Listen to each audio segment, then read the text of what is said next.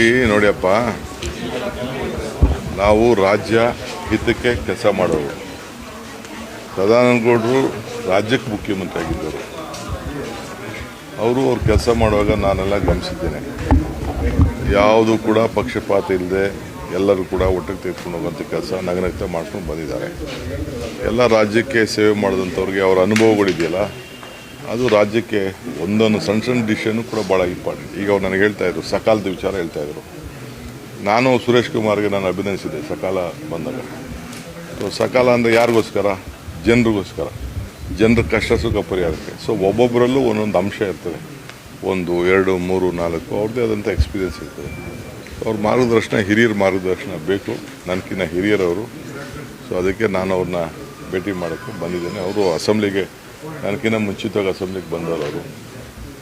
So ಅದಕ್ಕೆ ಅವ್ರನ್ನ ಭೇಟಿ ಮಾಡೋಕ್ಕೆ ಬಂದಿದ್ದೇನೆ. ನಮ್ಮ ಸ್ನೇಹಿತರು ಕೂಡ ಇದ್ದಾರೆ. ಪಾರ್ಟಿ ಡಿಫ್ರೆನ್ಸಸ್ ಇದೆ, ಅದು ಬೇರೆ ವಿಚಾರ. ಬಟ್ ರಾಜ್ಯಕ್ಕೆ ಅವರು ಹೋರಾಟ ಮಾಡ್ತಾ ಇದ್ದಾರೆ, ನಾವು ಹೋರಾಟ ಮಾಡ್ತಾ ಇದ್ದೀವಿ.